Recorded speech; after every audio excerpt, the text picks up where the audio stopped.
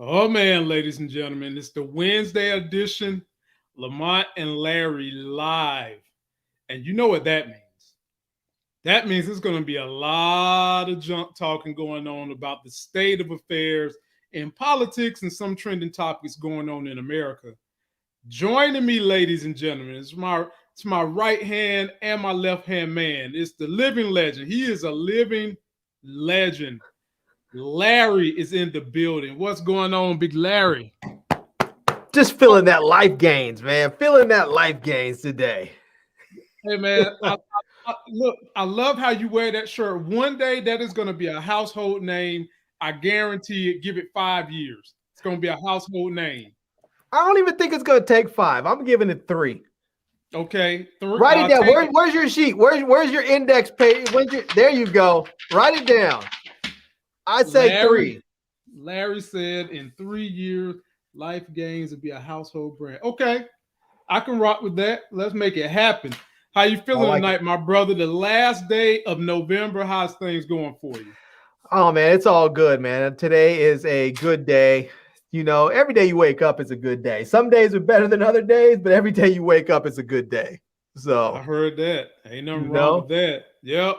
Shout out to Tressa C. Shout out to J Doe. And shout out to Neville Lewis. Shout out to True Entertainment going on. And Mega Puff Girl. How y'all doing? Cassandra Bauer's in the building. Yeah, man. Inga's in the building. And let me just shout her out because she is a loyal supporter of everyone that networks with us, Larry, including you. And we appreciate her for that. And she shares us. And we want you guys to do the same thing. Comment, share, let us know what you think.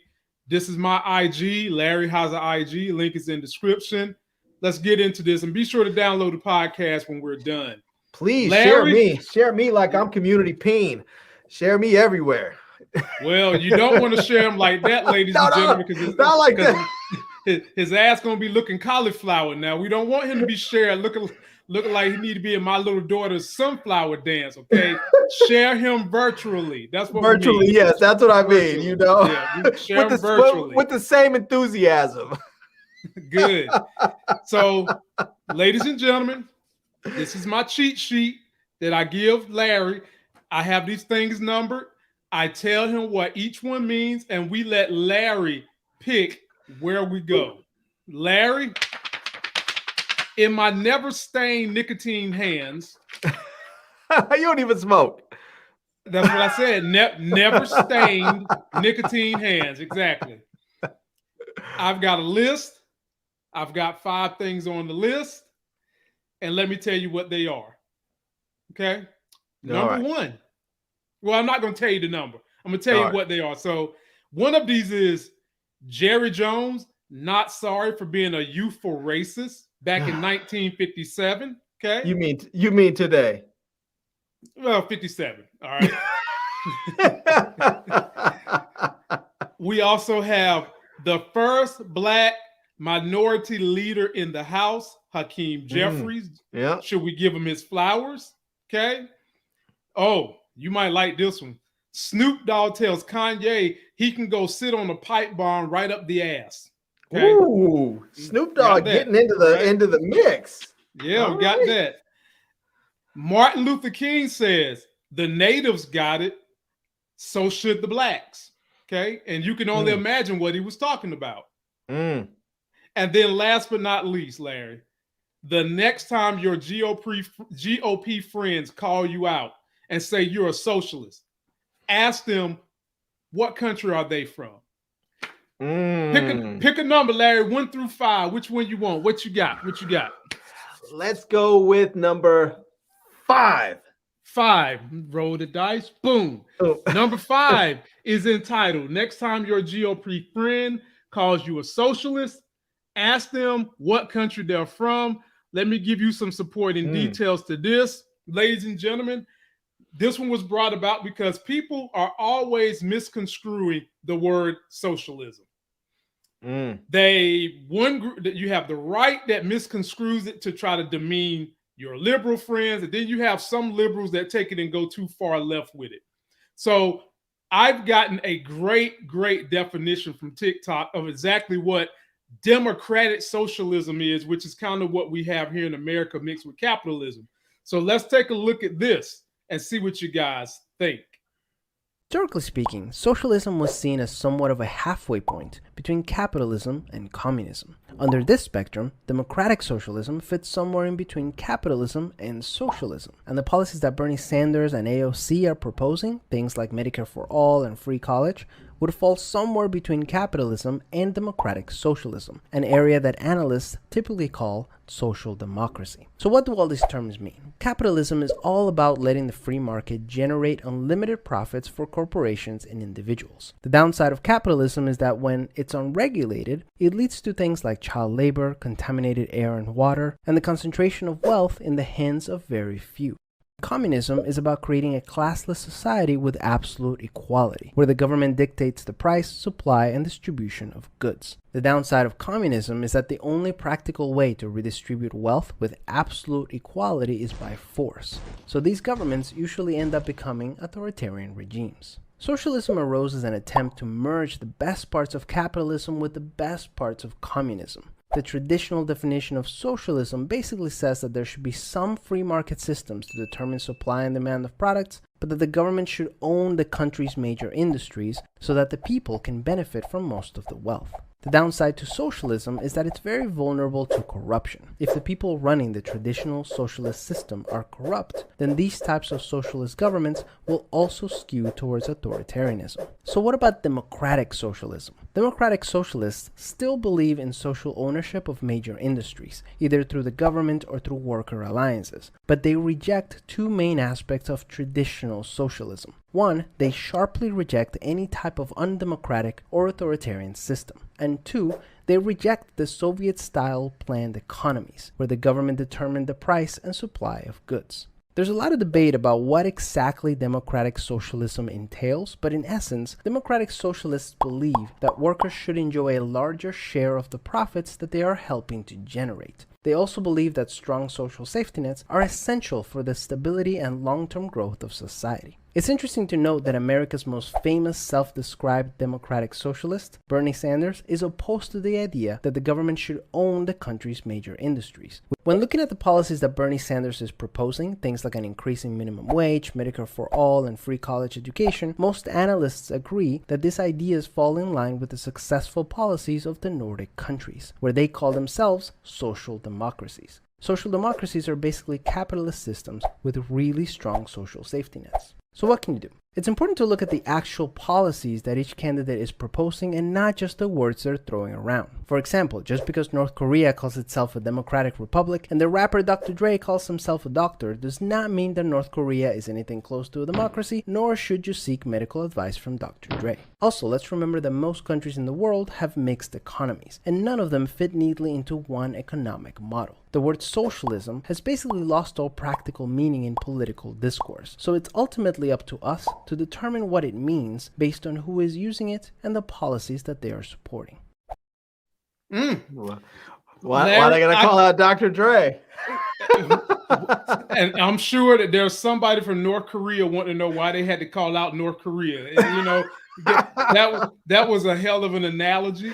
Ladies and gentlemen, that's what we do. We try to educate you guys out here so that when you hear these buzzwords and people try to misconstrue them in a way that you don't understand, you can come here and seek refuge in the education you get from me and Larry, Educated Politics. So Larry, do you have any bones to pick with the story and the information that was just shared upon us? No, I think they gave great explanations about what each of the different policies are, different ideas, you know, government political ideals are. You know, some people think that socialism is basically just communism and any sort of, you know, level of socialism is just, you know, is just like a gateway drug to communism, which I think is kind of ridiculous because we have all kinds of social safety nets in this country today. We've had them for years. I mean, Social Security is a social safety net. You know, you pay into it, and if you fall upon, or when you get older, you get it, or in the event you fall upon hard times, if some people are injured or something like that, are no longer able to work, you can get Social Security, and helps people pay their their rent, their food, and whatever. And we have Medicare, Medi-Cal. If you're in different states, other places have their various state medical programs. We have various welfare programs for people who can't afford, don't have jobs, and have kids. We have Section 8. There's all these social, these social safety nets that we already have in our society, and those are all social programs. So the idea that somehow offering things like free college and universities, or expanded healthcare to everyone is somehow going to cause us to go down this terrible dark path to communism is sort of ridiculous. So I agree with you, brother. And everything they said is true. There is hardly any government that has one whole system. It's always a little bit of mix of a bunch of things. It's just that, like he said, some of them, whenever the power is collected in one central place, that's when things get to be corrupted. You can take an example of just how corrupted our politics are. All that power and all that money. Why the hell do we have lobbyists? All those billions of dollars wasted to prevent things from being put in place that could either benefit or further somebody's life or whatever they're blocking could be used to be creating better social nets, could be used to be put in place as faucets of economic generation through creating business owners, ladies and gentlemen. Right. There's so much money that gets blown on shit that's irrelevant that could be used to help make someone an entrepreneur, start a business, anything like that we're not doing. And that is something that some of these social safety nets could do if we could get enough people in place to say, you know what, we need to be some of these countries that have these booming economies that have good social safety nets, but are also allowing capitalism to thrive. And that was a well done representation of what we're talking about. Right. And as another example of like a socialist idea that we have in this country, and other people have, are labor unions. And that is that the idea that that workers should be protected. They should be able to benefit from their labor. So they should be paid a fair wage, and they should be protected so that if they're injured on the job, they can get compensated for it. They can have time off of work. All these types of things that people have lobbied for, that labor unions have lobbied for and worked towards for their employees. And as an example of something that's going on right now, just today, there is an issue going on. I think they voted on it today with they're trying to avert a railroad workers strike. And there's like 12 railroad unions in the country, and they are all about to go on a strike. And it's gotten so bad because I think four of the 12 unions had rejected the previous offers because there was no time off work. Like right now, this is the crazy thing. These guys have no paid time off of work. I don't even think they even have a time off of work. Like if you get sick and you are a railroad worker and you decide I can't go to work today because I'm sick, they can fire you. You could lose your job for this. And so they want time off of work. And so because they're trying to avoid a strike, and because Biden was basically saying we can't afford to have a railroad strike. It would cripple the country, especially at this time of year. Yes. So Nancy Pelosi put forth a new proposal that said they would add 7 days of paid time off, 7 days of paid sick time for these employees. And so I think they're going to bring that to the unions, and hopefully they will accept it. But that's the crazy thing right there, is that the fact that right now we have a government that's saying these people are so vital that we can't afford to let them strike. So we are going to have to step in and take over the negotiations of this and put forth the proposals. And God forbid they have to do what they did with the I don't know if any of you remember what they did with the air traffic controllers back in Reagan's era. They said the same thing. They said these people are too vital. We can't allow them to strike. And when they went out on strike, Reagan fired them all. And then they brought in people and they hired new people. They brought in the military to fill in those gaps during that time. theoretically, I guess they could do the same if they went on strike. Theoretically, they could say, look, it's too vital of a thing for our infrastructure. We'll just fire them, and we'll have to hire new people or bring in the military to fill in the gaps. I hope they don't do that, especially not during a Democratic administration. But that's one of those things that where capitalism goes really, really wrong. And if we were in a more socialist, a truly more socialist country, those worker protections would already be there. There wouldn't even be the need for all of this because we would already have those worker protections in place. And because we don't, now these guys are out, the women and men are up there saying, look, this is crazy. We're working crazy overtime hours. We have no protections. If we get sick with COVID or anything else, we can't even take time off.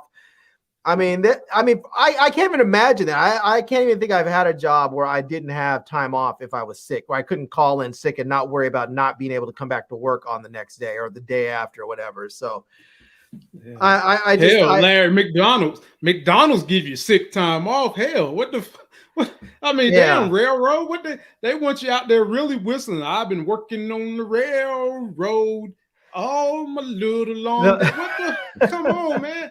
So Larry, how do they treat women in the industry? If a woman is pregnant, she don't get no time to go have the baby? What, they want you to deliver the baby while the the train is going down the track 100 miles an hour? I don't know what they do in that sense, to be honest with you, because as far as I know, they don't have any covered time off. Like they don't even have sick days. If you get sick and you call off, I think it's very much dependent on your direct supervisor. Like if they decide they want to get rid of you and you call in sick, then maybe they can just fire you. So it's a pretty bleak situation. And I'm hoping that they find a really good solution for this. I do not like the fact that the government is stepping in, because when you take away the workers' ability to strike, you take away a lot of that union's power, because then in the future, the management side, the companies can simply say, we're not going to negotiate in good faith. You can threaten to strike all you want. We're not going to negotiate in good faith with you, because we know that if it looks like it's going to come to a strike, the federal government will just step in and protect us. And so they really need to remove that governmental protection for the companies and say, hey, you either deal with these workers in good faith and you guys come to an agreement that everybody can deal with, or you have to deal with the consequences of having your business shut down for a period of time. And if that means that the country as a whole suffers because of it, then maybe the country is just pissed off at you, and the companies, the people are saying, pay these damn workers what we need. And all the companies that are out there that are not getting their products, the coal, the oil, all the products, all the electronics and clothes and makeup and everything else that's coming in for the holidays, when all that stuff doesn't reach the stores that they need to reach because the railways are shut down, maybe these people, the CEOs and everybody else, will call these rail companies and say, you guys need to negotiate and get these people back to work, And when the government steps in and takes away all that power from the labor unions by saying, we're not going to allow you to strike, it means the other side doesn't have to negotiate in good faith. And now you start looking more like a totalitarian state, like an authoritarian state. And I don't like it, especially not from a Democratic administration. So I'm hoping that at least with this new agreement, whatever it is, I'm hoping it's something that the unions can agree on, the companies can agree on. I hope it's painful enough on both sides that everybody hates it and can agree to it. Yep, let's hope so, ladies and gentlemen, so that we don't get stuck with Christmas delays, people not being able to be with their families, and just really, really hurting this economy. I mean, that would be devastating. That is almost as bad, and maybe in some areas worse, than if the truckers decide to go on strike. Everything gets moved everywhere by trucks, railroads, and the sea. And if you take one of those parts away, which is pretty scary, you really can halt commerce to a grind. And so let's hope that they can get things worked out. And there are industries, there are unions that will go on strike in solidarity with other employees. You know, like right now in California, I believe it is, there are college professors that were on strike. They're technically still on strike, and the TAs, the teachers' assistants, the graduate students who also teach, and a lot of these universities, the graduates, I don't know how many of you went to grad school or not, but a lot of them, the grad students do a majority of the work for the professors. Oftentimes, with a lot of these schools, the professor's job is primarily to do research, to write grants and bring money into the university. And even though they may teach a class, it's usually their grad students, the teachers, the TAs that are doing the vast majority of the teaching, the grading, and all of that work. And they get paid, but not very much. They get paid a very small amount. And so a lot of these professors were on strike. They just reached an agreement with the university systems, with the California university systems, and now they're staying off the job. They're staying on strike until the graduate students get their agreement as well. So there have been times in the past, and even now, where people, even though they reach their own personal agreement, will stay out on strike until their sister or brother, union, employees also get their agreement. So it just they're lending their power to this other group. And I like when that happens. Gotcha. Let me shout out the big homie, Buzz 703. What's going on, Buzz? Professor Film Fan, Ingo 71, all dropping some great comments. And we'll move on to the next one. So, Larry, now I've got 1, 2, 3, and 4. Which one is you rolling with now? Man, we started at the tail. Let's go to the tip. Let's go to number 1. Oh. Jerry Jones is not sorry for being a 14-year-old racist, ladies and gentlemen. In case you missed it, I'll give you the full news story.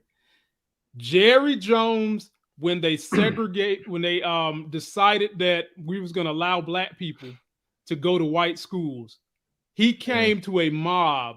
And in this mob, you had the black people going to school, getting spit on by white people, getting cussed at. They was having to be escorted by the police. Okay. Guess who showed up to this rally? This is damn near an unmasked KKK rally if I ever seen one. Take a look at this, Larry. That is young Gerald Wayne Jones, ladies and gentlemen. And let's take a look at the news coverage of how they've handled this story. See how Larry likes it. See if there's any redeeming qualities from this that we can get from Jerry. See if there's anything we can learn. Take a look. Look. That was 65 years ago, and I had no idea when I walked up there what we were doing. Arkansas native and Dallas Cowboys owner Jerry Jones facing questions tonight about a photo from 6 decades ago. He appears to be a part of a group of white students blocking black students from entering his high school in North Little Rock. The photo is here. That is Jerry Jones in the upper middle screen there, and this is a blown-up version of that section. This is around the same time that federal troops were being deployed on this side of the river at Central High School. That was, 65 years ago, and a curious kid. The photo, shot by the Associated Press back in 1957, shows a group of black students trying to integrate classes at North Little Rock High School when Jones was a sophomore. The young men are blocked from entering the school by a much larger group of white teens. And there's Jones in the background. The Cowboys owner, now 80 years old, spoke about the issue after the Thanksgiving Cowboys game. I didn't know at the time the monumental event, really, that was going on, and I'm sure glad that we're a long way from that. The photo captured when Arkansas was at the center of the civil rights movement, and Arkansas schools were desegregated soon after the photo of Jones was taken. Jones says he showed up to see what was going on, not to participate in the mob. Nobody there had any idea, frankly, what was going to take place. We didn't have all last 70 years of reference and all the things that were going. The fuck? What? Larry, I'm gonna make some people mad about this one. I already know. I'm gonna make some people upset with this one. Larry, this man came out of his mouth and said that he didn't know, and most of the people in that circle didn't know what was going on. Larry, that is a lie. I'm sorry. I'm sorry. That is a lie. I'm not buying that. I'm not going to defend his actions, but I think maybe what he was saying there, because I believe if you listen to the words he actually said, and I'm just going to go by what he said, is that they didn't understand the monumental gravity of that situation. They didn't understand how big of a situation that was. They were in this probably relatively small Arkansas school, and they were young kids. They didn't see the global picture. They saw this, and I will say this: I'm not defending him at all, but it didn't really look from where he was. It didn't look like he was there necessarily to block these kids. He might have been there. That might have been his intent, but it really looked like he was kind of a curious onlooker from like his position, the way he was kind of looking over. Now, like those guys that are right in front of the black kids, they clearly look like they're there as troublemaker, as a dude's up there trying to block him, cigarette in his mouth. The other dude's up there laughing like we're trying to block you from going in. But from Jerry Jones' position, it almost looks like he's there as an onlooker. He could be there trying to block him, so I'm not going to defend him. He was there. Mm-hmm. But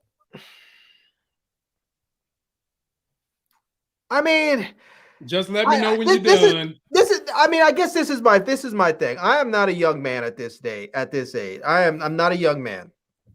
And while if someone called me out on the things that I did when I was 14 years old, I would have some apologies to give, no doubt, because I have done some horrible stuff. I'm sure if I look back on stuff based on today's standards, I did some things that were not cool by any of today's standards. I'm sure there are a lot of things I did that are not cool, and I would owe some people some apologies. And I don't know. I mean, I don't know what was in his mind or in his heart. If he remembers that day, which I can't imagine that he doesn't. It sounds to me like he does remember it.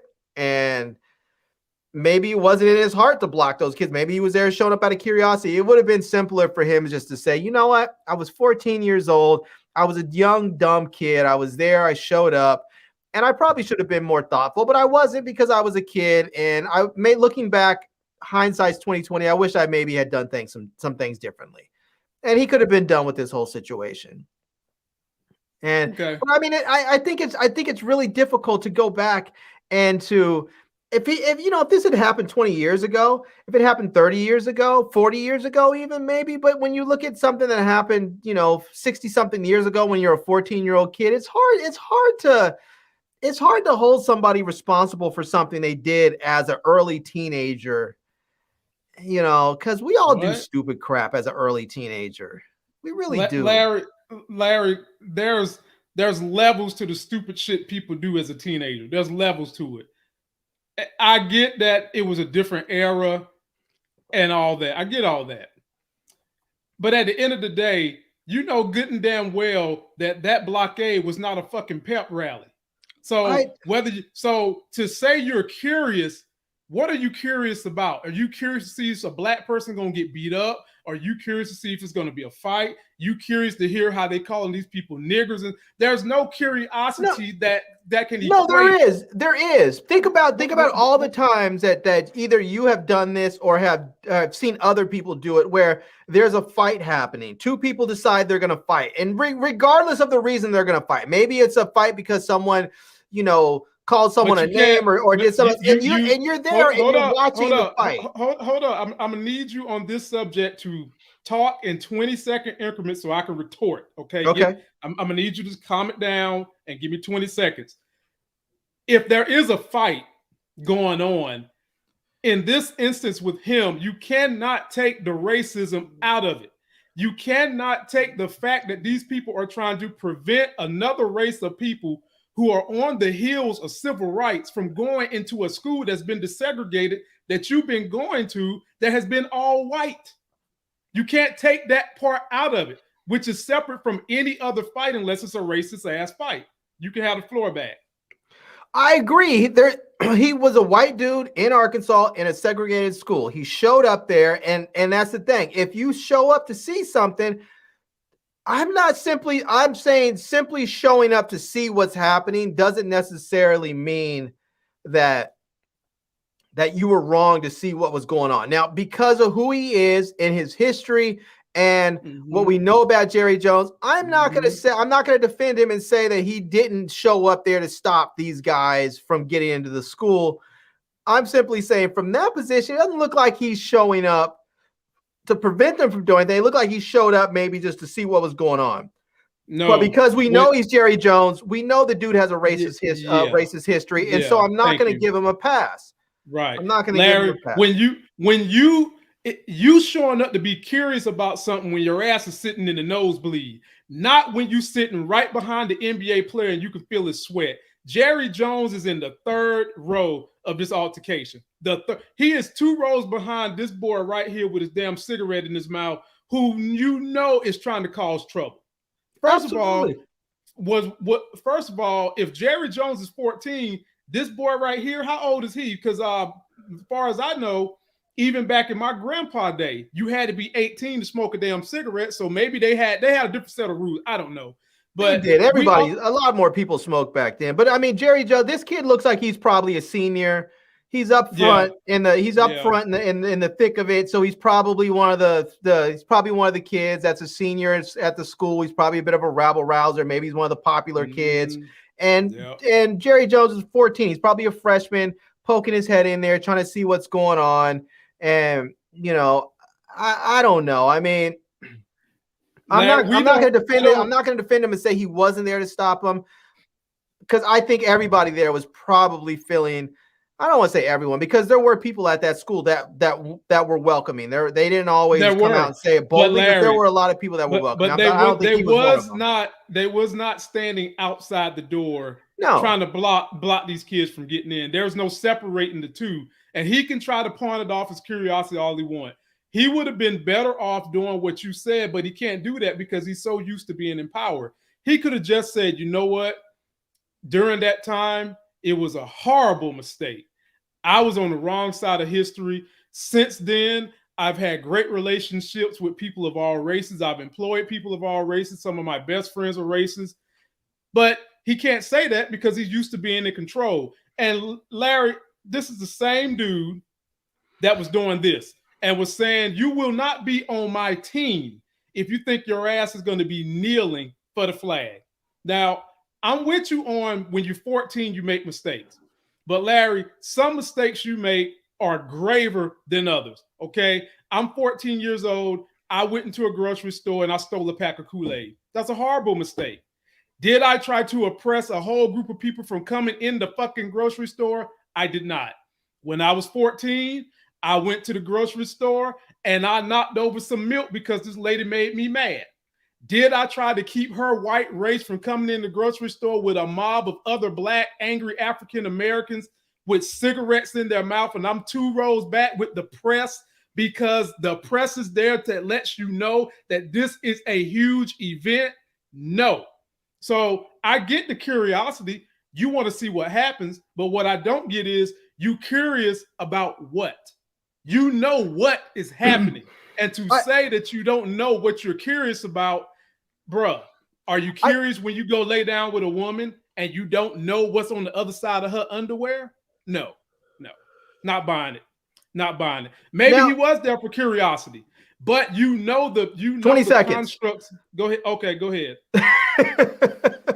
All I'm like, one thing I will give an example is when I was younger, and probably to probably a lesser degree, but still when you were coming up, because we're probably about a 10-year age gap between us, is that I often came up and would call people that we suspected were gay. the F word, or people that were guys that were effeminate, the F word, or called them, I mean, all kinds of homophobic language. And, Right. you know, and if we got into a fight, we would beat somebody up and kick them and punch them and call them all kinds of F words. If we did that today, it would be considered a hate crime. Now, if someone was to go back and say, this happened to me, Larry did this to me when I was a kid, when I was 12, 13, 14 years old, and he beat me up and called me all kinds of F words. And yeah, I am gay. Maybe he would say that. I would be like, I didn't know he was gay. I just called him that. I didn't know he was gay. Maybe he wasn't even gay at the time, or didn't know he was gay, or maybe he hadn't come out. Maybe I didn't know. It was just something that I said. But if someone went back into my history and said, you did this, I mean, could they feel like they were owed an apology? Sure. Would I deliver an apology to them? Maybe. I don't know. I might. But the fact of the matter is like the stuff that I did when I was 14, I mean, I might apologize for it just to be nice, but I'm not easy on my apologies. I apologize sincerely when I truly believe someone deserves one. When I truly believe I've wronged someone, I give my apologies quick and wholeheartedly. I generally don't give apologies when just to appease other people. I really give two F's about what other people feel in those moments. I don't appease people with apologies. Well, and so part of me that's what he did, Larry. He didn't apologize because he gives two F's about the black community. If he really gave an F about the black community, like I just said, when you have that much power, you used to being in power that long, and if you have any sensitivity about your role and your plight in life, you would have gave an apology to the people that are seeing this for the first time and feeling some kind of way about it, other than to burn it off as curiosity. He don't have to apologize because he's in a big and bad enough position that he doesn't have to. Just like when you don't apologize for something that you don't want to apologize for, you don't have to because you're in a big and bad enough position to do it. Now, if his demographic was solely black and his black players said, you know what, we leaving this football team until you give us an honest apology, I bet you his ass would be out there apologizing right now. But he's not, because they didn't say that, and they're not going to say it because he's Jerry Jones. No, not because he's Jerry Jones, because he pays them too much money and they want the money. So they're not going to, they're willing to sacrifice doing that so they can continue to get paid their millions of dollars. And most of us would. I mean, it's easy to criticize all of them, but unless you happen to be someone that's already a multimillionaire and then you can afford to stand on your morals and say, I don't need this money, I'll just stand on my morals. Most of us know good and damn well that if you go to work and your boss is calling you a nigger every day and making jokes about how he's horse trading you like you guys are slaves from the 1800s, but at the same time he's paying you $8, $10, $12 million a year, most of us will just say, I'm just going to gut it out. I'm just going to swallow my pride. I'm going to gut it out, and I'm going to earn this money so I can never have to deal with him again. And I will create generational wealth for my family so we never have to deal with these types of people again. Most of us would do that. I'll be honest with you. I would do that. If I went to work and my boss was calling me the N-word every day, but he was paying me $12 million a year, I'm gonna bite my lip and take it. I'm gonna earn that money, and then I'm gonna make sure that every single person in my family has a top-notch education paid for, has houses, and can grow that wealth off of their back. I would say this: everybody has a price, and like I said, Jerry Jones is the man with the power and the money. And the only way someone like that you can affect them to get them to do something that needs to be done is you have to stifle their quality of life, or you got to cut off their money. And since nobody's doing that, he's not going to do it. And furthermore, Larry, this is what the word on the street is. Mm-hmm. The word on the street is that Daniel Snyder, the owner of the formerly known Washington Football Redskins, is the one who leaked this because Jerry Jones and all the other owners came together to kick his ass out for his misdoings in the NFL. And so that's just sidebar that you guys might see more stuff come out about old NFL owners in the coming days, because Daniel Snyder, he's trying to burn the whole house down to tell them you can suck it. So keep an eye on this one. We'll keep an eye on it. Yep. So what I you mean, got that's now, one of those Larry? things. You kick someone out the club and your house isn't clean, expect that you might have to deal with some of the same consequences. I don't think it's going to be the same that's going to happen with Jerry Jones, because Jerry Jones is in Texas, which is a horribly racist state. And people have known he's been racist for years. So it's not like it's going to be a surprise to anyone. He's old as dirt. All that would happen likely is he'll probably say, I'm going to retire and pass the team on to my son. And Jerry is never giving up that football team until he die. Never. Maybe. That's his puppy, man. It's the most wealthy sports franchise in the world. It has surpassed soccer. He's not giving that thing up. See, here's the thing. Jerry Jones is an astute enough businessman that he knows at certain times he's going to have to make certain concessions. And that's why you'll see pictures of him linking arm in arm with his players, taking a knee, because he knows that people will get up in arms. They'll get mad about certain things. The people will make all kinds of racist accusations about him. And then he'll come out and he'll do just enough to appease the people that are criticizing him, so they'll leave him alone. He'll come out there and he can go and take a knee with his players and link arm in arm. And that's enough to carry him for the next couple of years, or the next couple of racist tirades, or whatever that happens, or next couple of leaks that come out, and he'll be fine. The only thing that's carrying this man is the fact that he's so rich and powerful. Period. Me and you, we couldn't get away with that type of stuff. Like you said, your analogy with the gay community. Me and you can't go get on some big major platform at our level of wealth, and neither one of us is broke, and make these kind of statements without them doing something to try to hinder our quality of life. Right. When he's got what I call fuck you money. He can say whatever he wants. I want to mention, like Derek Gaines in the comments said, what about the owner of the Patriots that got busted with a prostitute? Nothing happened to him. There are some key differences here. One of them is that we're talking about somebody that was a child 60-something years ago, and someone who was a grown-ass, fully fledged, mature adult. We're not talking about there are two different things when you start talking about the actions of a child versus the actions of an adult. So there are two different things. And on top of that, I think prostitution should be legal. He shouldn't have been arrested. He shouldn't be looked at. He shouldn't be persecuted or anything else. If that woman wants to sell her sex as a commodity and he wants to buy it, I go all for it. Prostitution should be legal. Problem was, it should be legalized, illegal. It should be regulated, and it should be taxed. The problem is, when it happened, it was illegal. But guess what happened to him, Larry? They dropped the charges. Yeah. Did you see why they dropped the charges? No. Because there was an illegal video recording in the massage parlor. Well, there you go. You obtained it. You obtained evidence illegally. I mean, that's just what it is. But the owner of the massage parlor is still in jail. They didn't drop her charges. Yeah, but she's like some home cooking. No. She's up there not because of the tape. She's up there on charges because of human trafficking. That's a different story. In that massage parlor, right. Some of those girls in that parlor were trafficked. Right, but he's not up on human trafficking charges. He was up on prostitution or soliciting charge. Or no, I guess it was prostitution, not soliciting. No, it was prostitution. It was definitely so it was prostitution. And so, but because they gained the evidence illegally, they had to throw it out. So the charges were dropped. Now, her, on the other hand, she was still practicing human trafficking. So I mean, it is what it is. But the same video evidence that they used for her, they used for him, they used for her, and none of her charges have been dropped yet.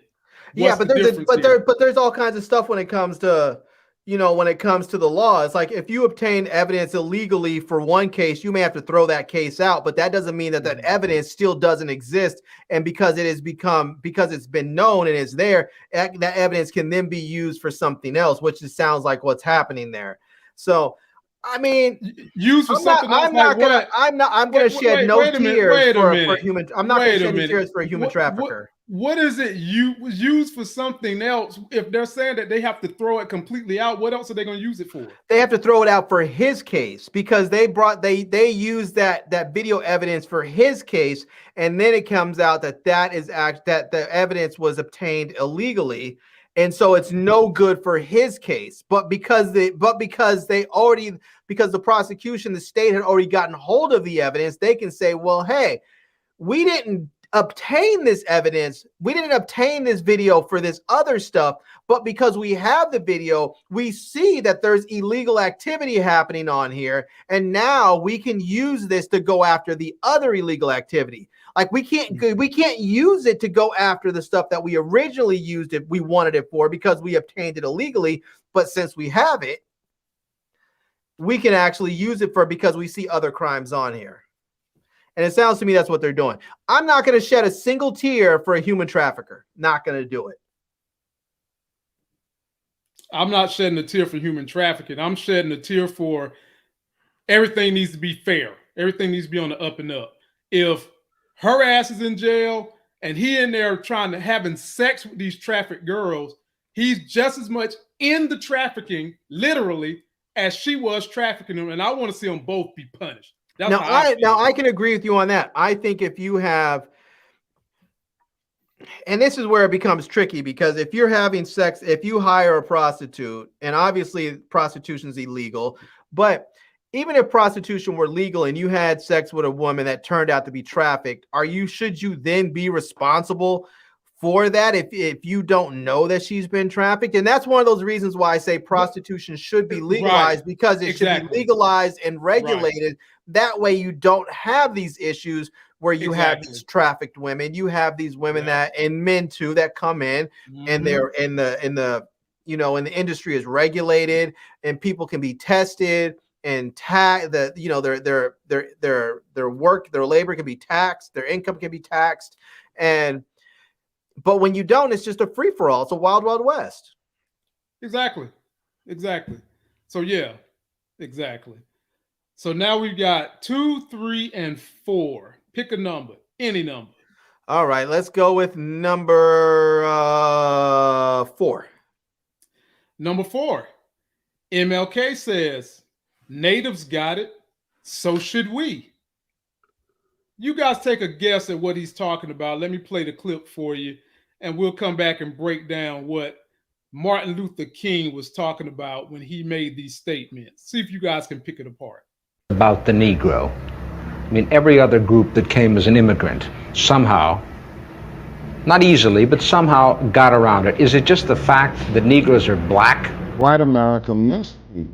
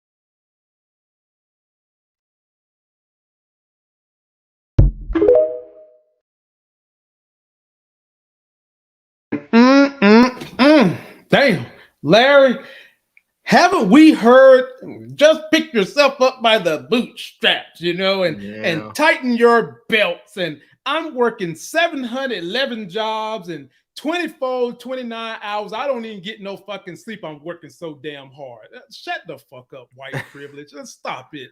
Stop. Every one of y'all I've ever met and networked with that have gotten drunk around me and told me your dirty, dark secrets. You're not working 900 jobs. You're not working 24 hours in a day cycle. You're not doing that. You figured out how to finagle different gray areas of the law for your benefit. And in some cases, it's illegal. And when you get caught, you don't suffer the same penalties as the black man.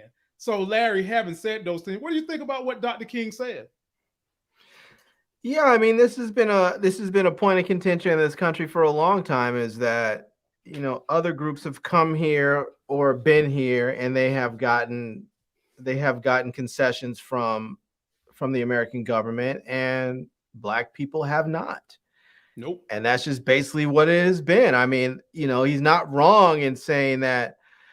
Well, this is the sort of the mixed thing where they tell you it's not wrong that the government gave the Native Americans millions and millions of acres of land, when it's sort of like really what the American government did was left the millions and millions of acres of land. They withdrew from the land that they invaded, because the land, it wasn't like it was their land to give to the Native Americans. They took the land.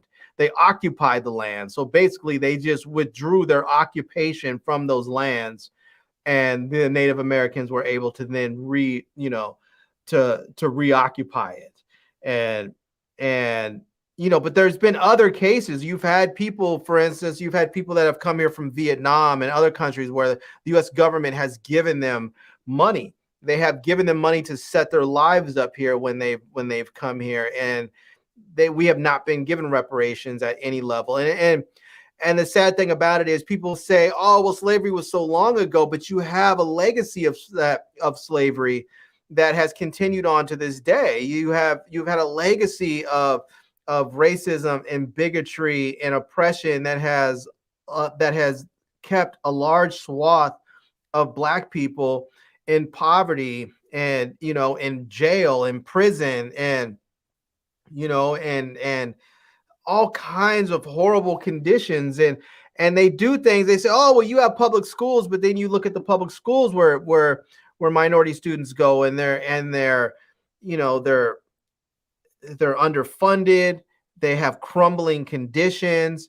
They're not the same as if you were to go to your nice suburban school in Annapolis or in Fairfax or someplace. You're going to go and see these schools where you look and you're like, well, how are these kids supposed to learn? The bathrooms don't even work.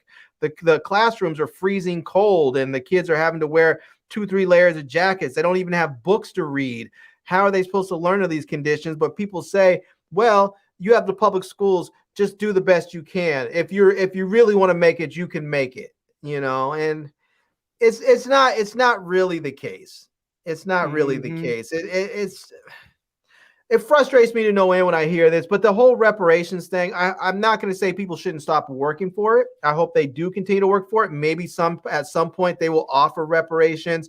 My fear is with reparations is that at some point they'll make some attempt to say, okay, we're going to offer you reparations. And they're going to do it in such a way that black people really still don't benefit from it, but it basically becomes just a transfer of wealth from the government to white Americans in the way that the so-called reparations are administered. And then they will then say, now look, we gave you wanted reparations, you called for reparations, we gave them to you, and you're still destitute. You're still in poverty, you're still uneducated, you still commit crimes, you're still doing this, you're still doing that. We don't owe you anything. We gave you what you wanted, and you still haven't done anything. I think what happens is you cannot take decades and decades and decades or centuries plus and generations of oppression and then just say, okay, we're going to give you this, and that's going to fix everything that we've done to you in the past. I don't think it's going to work that way. And I can see them trying to do something like that. I can see them saying, okay, we're going to give all these black people that can prove that they have a lineage of slavery in this country. We'll give them a certain amount of money. We'll give them tax breaks. We'll give them this. We'll give them that. And that way we can appease our guilt. And I think it's going to be a disaster. It's going to be a transfer of wealth from the U.S. government to wealthy white people who are figuring out a way to take that money from black folks. Larry, they already appeased their guilt by giving all the charity and shit. Like the billionaires doing their pledge to give away their wealth. That's them appeasing their conscience, thinking they're doing the right things when a lot of that money doesn't come and affect the African-American community the way that it should, because even at the doorsteps of these nonprofits, you've got people who are corrupted and are sneaking around, playing in the gray, doing what they want to do with the money. And a lot of the programs that are in place from the nonprofit standpoint are not beneficial to the majority of the blacks that need it in the first place. So they're going to keep doing that. I don't see them unless we get a super majority in Congress and in the Senate, and then you've got to have a halfway liberal president. We're not going to get no reparations, Larry. Our closest thing to reparations would be if they came out and said, we'll give any 18-year-old African-American that wants to go to college free education in community college and then free education 2 years to get his bachelor's. Because what's happened, Larry, the Republicans in so many states have devalued education that a lot of jobs now, I just read this report in Wall Street Journal. A lot of jobs have decided, oh, fuck it. You don't need to have a BA because we need people so bad. You don't even need to have a bachelor's degree no more. We just come as you are. Because for the longest time, a bachelor's degree was a speed bump, a barrier, a weeding out process for higher quality employees. But now people have just gotten to the point where it's like, nope, we don't need it. And in a state like mine that has been doing everything it can to weaken the educational system, they're getting what they want, Larry. So, And here's the thing that's frustrating is that the people that are really trying to do this whole weakening of our educational system, they're very, very short-sighted in a lot of ways, because they keep thinking of the fact like, okay, we may be hurting minorities and keeping them down, but what you're actually doing is keeping down the American people as a whole, because America has fallen so far behind other westernized countries, and not even just Western countries. We have fallen behind other countries in general. Our people are just not educated as much as we could. And if it was not for immigrants and immigrant labor, our numbers would even be worse than what they currently are. And a lot of immigrants that used to come here and get educated and stay and create companies and jobs and work here have realized, I could leave. I can take my education, leave, and go back home, start a company back home. I don't even have to make as much money back home to basically live a better life. And so they are, and they're taking their education and they're leaving. And the reality of it is we need more and more highly educated people in this country. The days of being able to get by with a high school diploma, or a bachelor's degree, those days are coming to an end. You need advanced degrees, or you need very specialized training. And if we're not willing to give it to people here for free, we're going to end up in a really tough predicament, because we're going to have to buy that labor from other countries. Shout out to the Buzz 703 says, what groups of people open shops in black neighborhoods? Middle Easterns and Asians. I wonder why. There are several reasons why. Certain groups of immigrants get here and don't have to pay specific taxes for 7 years. And then they do something where they'll come here, and unlike people in America, it'll be 10 of them in the same house living together. And every single person in that house has to work and bring in a paycheck. And what they do is they rotate the responsibilities of who pays bills in that one house that 10 people is living in, so that each person in the house pays bills once a month, while everybody in there eventually opens up a business because they staggered that 7-year gap where they don't have to pay any taxes. And that's how they accumulate wealth in a decade, just like that. Another thing that Black people don't get. And another thing with that too is that if you may have everyone living in that house, let's say you have a 5-bedroom home and you have 5 families living in that home, they'll all save up their money and they'll say, okay, now we have enough for a down payment or to buy a house. And now this is family number 1, you now buy this house. And now they still kick money back into that same pool. And now we have enough money, so family number 2 buys their house. And everybody still kicks back in until everybody that's in that 5-family home has their own home. And now everyone's squared away. Whereas with other groups, and not just Black folks, but other groups, and white folks do it too. You're sort of on your own. You have to work and bust your ass and save your own money. And but it's just like, hey, if you can do it together, then you can buy stuff faster and buy more. It's what it is. But we just don't do that.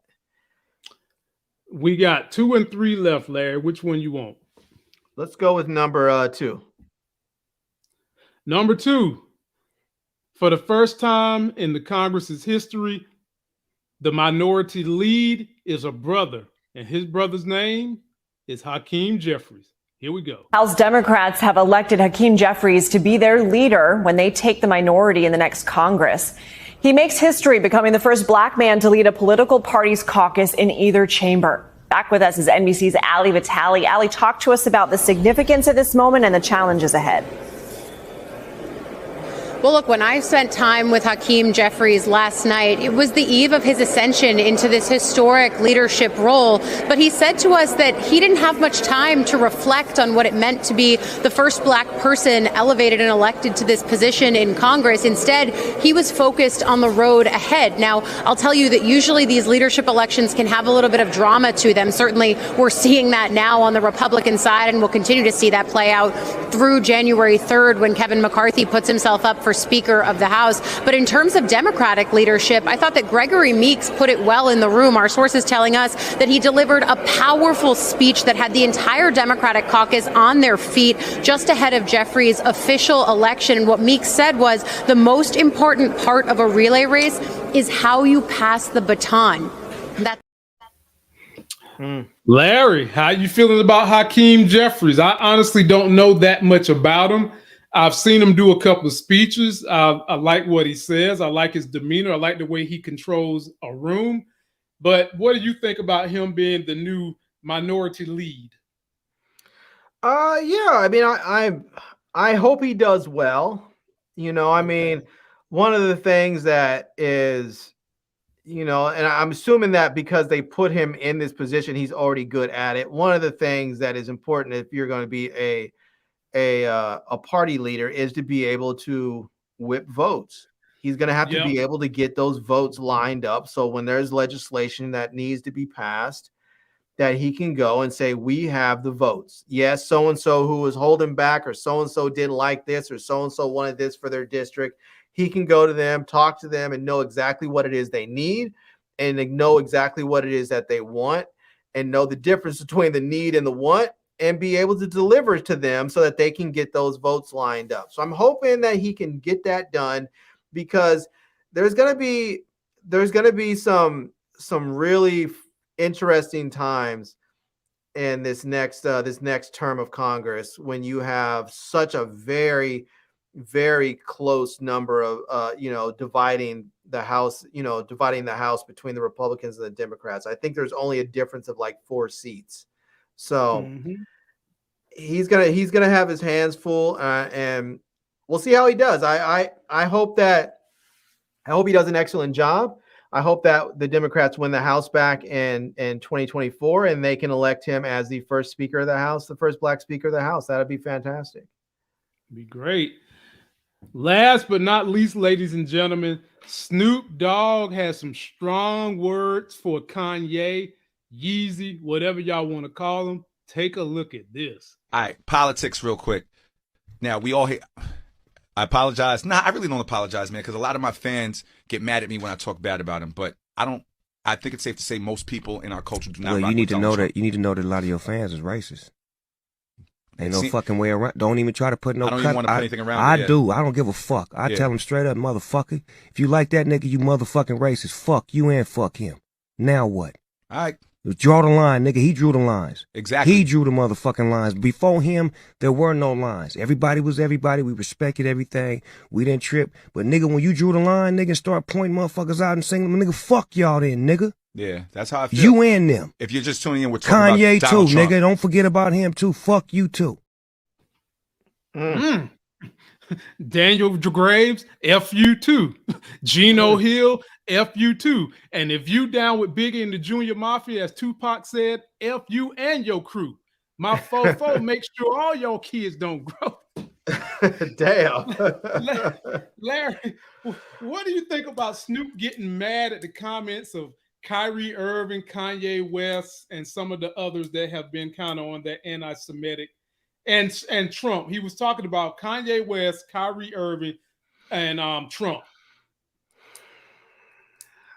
Man, I'll tell you, I feel I've been talking a bit about this lately with my wife and with my brother and my mom and folks, and I tell them, you know, I do not on any level whatsoever support what Kanye has said or condone what he has said or appreciate the people that he's been spending time with. But this brother is clinically insane. Yeah. And I am tired of hating him. I'm tired of hating this brother. I want him to get help. And I said this to a group of friends of mine that I was talking on a text thread with them. I was saying, if for some reason I found myself in that position where I had lost my mind and I was up there hanging out with all these really, for the lack of a better phrase, fucked up people, and I was saying really outlandish stuff, I would want y'all to come get me. I wouldn't want y'all to stand back and hate me. I would want y'all to come get me, you know? And part of me is feeling that way about Kanye right now. We know he's clinically insane and he needs mental health treatment. He needs medication. He needs mental health treatment. And I guess I'm tired of hating him. I want someone to go get him.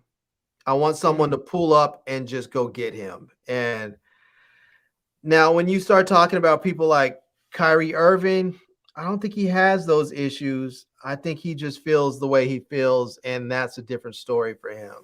You know? Yeah. Well, Larry, I can't go down that road with you just simply because I'm tired of him and his behaviors. And if he wants my perception, my sympathy, he's got to change his behaviors. I get he's sick, but when anyone else is sick and no one commits them and they still go on with the same crazy behavior that's causing disdain for me, no, I'm not feeling you. Get some help. And he's not in the position you're in where he's willing to listen to people. He's willing to evaluate himself enough to say, you know what, I'm messing up. Let me take my trusted friend and go get some help. He's not doing that. And I don't think he has any friends. Everybody we see him around are people who work for him. Right. And they're not going to commit him because they've got other motives that they're looking for, and he's not going to commit himself. So at some point in time, Kanye is either going to wind up hurting himself so bad it's going to be detrimental, or he's going to continue to do these behaviors that get on everybody's nerves. And every time he do something stupid, if somebody asks me, I'm going to tell him he's a stupid ass. He gets on my nerves. I'm tired of seeing it, and he need to get some help. Yeah, I can agree with he need to get some help, but I'm also tired of his behaviors too. Yeah. Maybe he should go to New York and let what's his name? What's the new mayor's name? Eric Adams, is that his name? Yeah. He just came out, I think it was today, and said that they're going to start involuntarily picking up people. Yeah.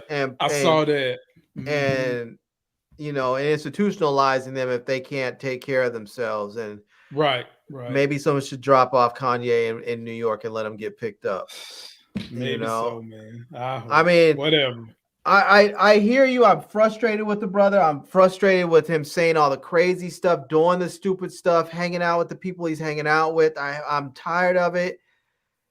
And I just at the same time, I'm tired of it. I'm tired of hating on this brother. I just want someone. I don't know who it is. I want someone. Maybe we need it. Maybe, and I've joked about this in the past, but maybe we just need a drop squad. Maybe we need someone that just comes up and puts the bag over his head and puts him in the black van and drives him away and gets him his help. You know. Mm-hmm. Maybe we just need a drop squad. I'm not suggesting that happens, but I'm saying maybe. I mean, he doesn't seem like he has any friends to pull his coattails. Everybody around him I see seems to work for him, and that's not a good life. That for anyone. That doesn't lead to a good place for anyone. Everyone needs to have their core circle of friends around them that feel comfortable and safe to say, nigga, are you crazy? Have you lost your ever-loving mind? You can't get to the point where you're so rich and wealthy and famous that no one feels safe telling you the truth. You know? He is just like Jerry Jones. He's rich and wealthy enough that he's got FU money and nobody's going to be around his ear telling him what he need to do. That's right, Larry. Just it is what it is, man. Hopefully someone will get through to it. It might, you know what, Larry? It might take his kids getting to be kind of in that teenage years. They can be the ones to break through to him. We just hope that he doesn't do anything that hurts himself so badly before that point happens. But it might be his kids that can get through to him when they get older. Maybe they're getting there quickly. Kids seem like you wake up and one next thing you know, they're 15, 18, 20, 22. I know my daughter was 0 years old 2 years ago. Now her ass is 22. Damn, where the time go? Ladies and gentlemen, that is it for us.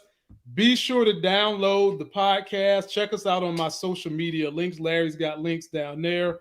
Podcast link is right there. I am done. I won't be back on YouTube until Monday.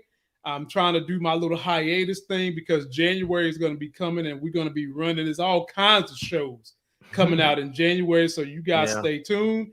Don't forget to like the video, comment, subscribe. Larry's link is in the description. We'll see you next week. Peace.